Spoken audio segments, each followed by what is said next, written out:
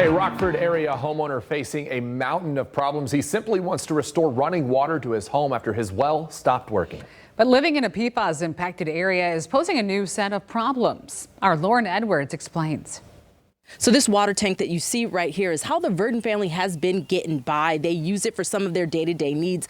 Why? Because their own well isn't working, and they have since learned that the solution may be costly. Basically woke up and we didn't have any water coming out of any of our faucets. Chad Werdon in good spirits, but he's been battling a homeowner's nightmare since May 11th when his well stopped working at his home in Algoma Township. It's original to the home, built 22 years ago. He called a well company hoping for a simple fix. First thought was, again, that it might be the pump, so they attempted to replace the pump, but then came to realize that it wasn't producing enough water, basically, and they more or less determined that we were going to need a new well. Werdon figures a new well will cost a few $1,000s. But because he lives in a PFAS-contaminated area, he is required to get approval for a new well. He obtained a permit from the county under the conditions that he follow their recommendations. The worry is that the water at, I believe it's like 45 feet down, they believe has PFAS in it.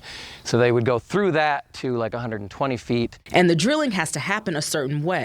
To make sure that the water doesn't contaminate the lower water, they can't just do a normal drill and well. They have to pour down concrete. They have to, instead of a PVC pipe, they have to put in a double cased pipe. I believe half of it's steel. Then it has to be tested for PFAS. If PFAS is found, Werdon says that well has to be closed at his expense. Then he could apply once again and hope he avoids PFAS. At that point, I don't know what we'd do because, I mean, our yard's only so big. I don't know where else they would go and expect to find different results. Werdon says it could cost around $50,000. Fox 17 reached out to the Kent County Health Department, who says that currently no municipal water runs in his neighborhood, but they are aware of his situation. But it just happened to be like the day before all of this happened here.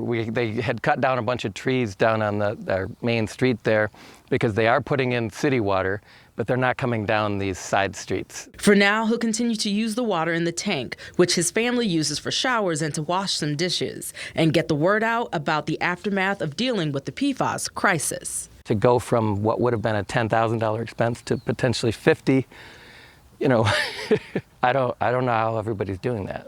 Now, Werdon says that they are still hoping and looking for solutions. And for a closer look at those recommendations from the County Health Department, you could head to fox17online.com or click on our mobile app. Reporting here in Algoma Township, Lauren Edwards, Fox 17 News.